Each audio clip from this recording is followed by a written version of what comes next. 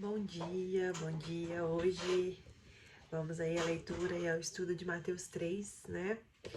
E que o Senhor fale conosco através dessa palavra. Feche seus olhos, erga sua cabeça, vamos orar para a gente iniciar o nosso estudo. Amém, Senhor. Pai, nós te agradecemos, Deus, por mais um dia. Louvamos o Senhor, Pai, por tudo que o Senhor tem feito em nós. Obrigada, Pai, por hoje podermos acordar saudáveis. Obrigada, Pai, pelo teu favor e tua graça que se derrama sobre nós nesse dia. Senhor, que nós queremos te entregar o nosso dia, dizer que o Senhor é o nosso Deus, o nosso refúgio, a nossa fortaleza. Em Ti nós confiamos, Pai, e em Ti nós descansamos, porque sabemos que nós estamos seguros no Senhor. Nós sabemos que em Ti nós temos um lugar, Pai, um abrigo aonde podemos descansar, repousar, aonde podemos entregar todas as nossas aflições, todos os nossos medos, todas as nossas angústias, porque o Senhor conhece o nosso coração, conhece o nosso íntimo, o nosso interior, Pai. O Senhor sabe aquilo que nós precisamos. Pai, nós declaramos que somos dependentes do Senhor e precisamos da Tua graça todos os dias para viver.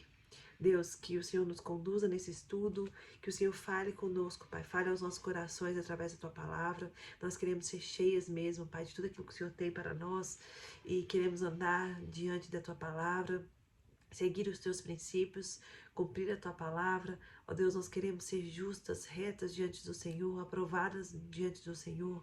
Então, Senhor, nos ensina todas as coisas. O Teu Espírito Santo, que é aquele que nos ensina, que Ele revele a nós a Tua palavra.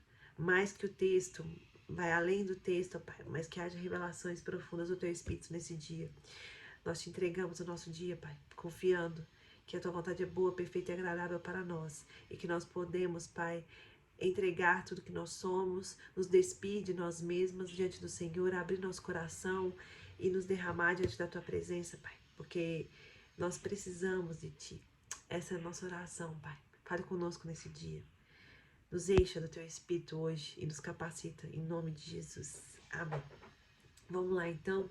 Gente, Mateus 3 aqui começa falando sobre João Batista, né? Quem era João Batista? João Batista era o primo de Jesus, né? Ele era filho de Isabel. E ele, aproximadamente, aí, eles tinham 6 meses de diferença um pro outro. E desde o ventre, né? João Batista reconhece Jesus. Quando Maria foi à casa de Isabel, é, o texto diz que o bebê revirava no ventre de Isabel quando Jesus se aproximou do ventre de Maria. Então, ele já reconhecia a grandiosidade de Deus desde o ventre, de Jesus desde o ventre. Então, ele sabia qual era o seu chamado. E João, ele naquele contexto ali, naquela época onde eles viviam num contexto de muita exploração. Herodes era um rei muito severo, muito bruto e eram muitos impostos, enfim. Então o povo judeu, eles ansiavam mesmo pela vinda do Messias. E João Batista, ele vivia no deserto, né? Ele sabia onde ele deveria estar, ele vivia no deserto, ele era consagrado ao Senhor, então ele usava roupas, né, feitas de pelo, alimentava apenas com gafanhoto e mel silvestre. E muitas pessoas vinham até ele porque ele pregava o arrependimento. E naquela época, talvez, muitos achavam que ele deveria ser o Messias, né? Porque era a esperança. Então, e ele falava muito que ele não era o Messias, que ele estava apenas preparando o caminho, dizendo que o reino dos céus estava próximo. Então, muitas pessoas vinham até ele para serem batizados, né? Pessoas de Jerusalém, de toda a Judéia e de todos ao redor do Jordão, eles vinham para ser batizados por ele, confessando os pecados, porque ele pregava mesmo o arrependimento. E o interessante, né, que ele pregava o arrependimento, né, tanto pecados pessoais quanto sociais, né, daquela época. E principalmente o arrependimento que ele pregava era para que as pessoas dessem frutos do arrependimento. Não é simplesmente confessar, falar, eu estou arrependido, mas não dá fruto. E quando os fariseus, né, e os saduceus chegaram até ele, e ele se revoltou contra eles, porque era um povo que conhecia a palavra, era um povo que tinha muito conhecimento, mas não faziam aquilo que pregavam. Então ele chamou lá o pessoal de raça de víbora, né? Ele era meio voraz, assim. Então, se revoltou lá com as pessoas e dizia assim para eles: deem frutos que mostrem arrependimento. Não pensem vocês que podem dizer a si mesmo: Abraão é nosso pai. Pois eu lhe digo que dessas pedras Deus pode fazer surgir filhos de Abraão. Porque eles se apegavam nisso, né? Que eles eram um povo filho de Abraão. Então, isso, eles se prendiam a isso, mas não queriam viver uma vida de arrependimento, né? Então ele falava: vocês têm que dar frutos, porque o machado já está posto à raiz das árvores. Ou seja, as árvores que não dão frutos estão prontas para ser cortadas e lançadas ao fogo. E tem que dar bons frutos, não só dar frutos, mas dar bons frutos. E é isso que Deus quer de nós, né? Que a gente se arrependa, mude de comportamento, mude de mentalidade. E quando a gente muda a nossa mentalidade, nosso comportamento, com certeza nós vamos dar fruto. Não tem como Jesus entrar na nossa vida, não haver uma transformação e a gente não dar bom fruto. Se a gente não está dando bom fruto é porque ainda não teve arrependimento, ou às vezes Jesus ainda não entrou verdadeiramente na nossa vida. Então, ele pregava esse arrependimento para a chegada de Cristo. Então, isso também a gente pode levar para a nossa vida no sentido de que para que Cristo se achegue à nossa vida, para que a gente abra mesmo as portas para que Cristo entre, é necessário o arrependimento verdadeiro de nós mesmos. Não tem como a gente se aproximar de Deus, de Cristo, de Jesus, sem a gente estar realmente arrependido, verdadeiramente, querer ser moldado e transformado por Ele. Né? Os judeus naquela época, eles faziam um ritual de banho, né? Eles se banhavam para ficar purificados ritualmente para uma adoração. Só que Deus não quer isso, Jesus não quer isso de nós, que a gente simplesmente faça coisas que pareça, que mostre que a gente está sendo puro, mas na verdade nós não estamos. Que fazemos coisas no exterior para as pessoas pensarem que estamos puros, mas não estamos. Na verdade, tem que ter uma mudança dentro de nós, uma modificação interna, no nosso interior, no nosso coração e na nossa mente. Só assim a gente vai levar uma vida santa e pura. Não tem como a gente levar uma vida santa e pura sem que a gente se arrependa. Porque quando a gente se arrepende, nós estamos verdadeiramente falando para Deus e para Jesus assim: olha, eu tô arrependido daquilo que eu fiz. Eu quero uma vida nova. E só consigo viver uma vida santa e pura se o Senhor estiver dentro de mim. Se o Senhor me capacitar todos os dias com a sua graça, através da fé. Quando Jesus entra na nossa vida através da fé, existe a graça de Deus que nos capacita para essa transformação.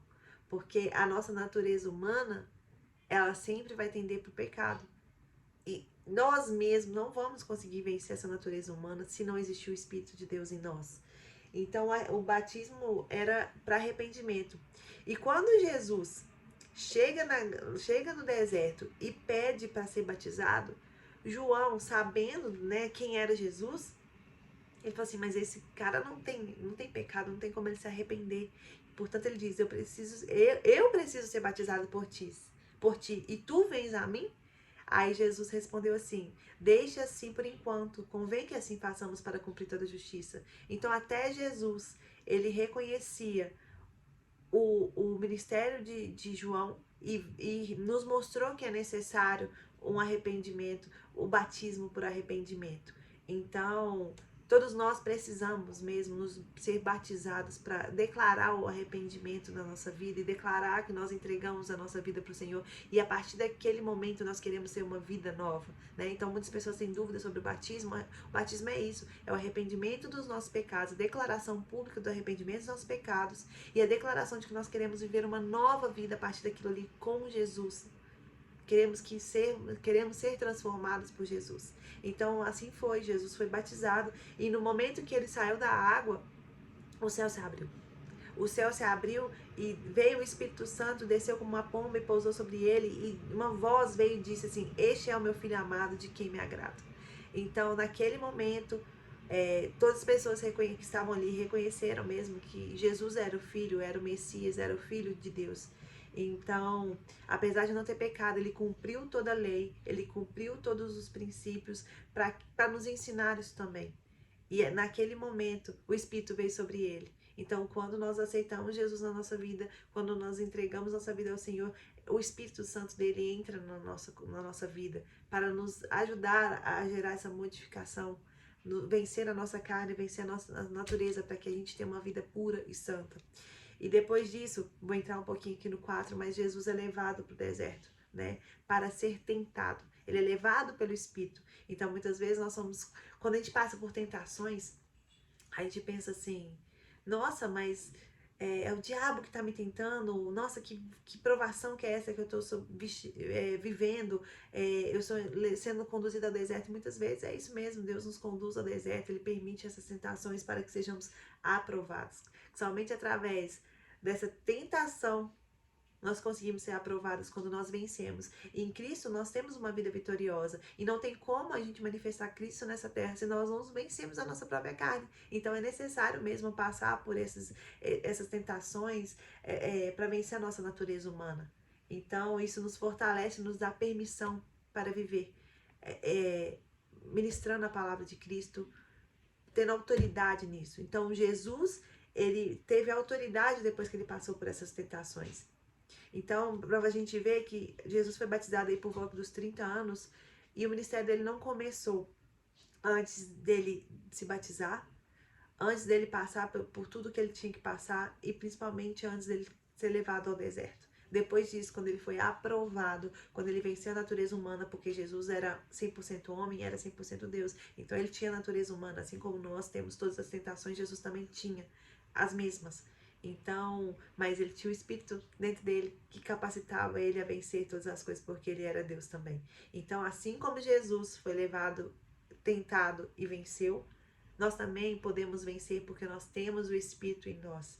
O Espírito Santo habita em nós e é Ele que nos capacita e nos dá graça para vencer a nossa natureza humana e todas as tentações que nos sobrevier.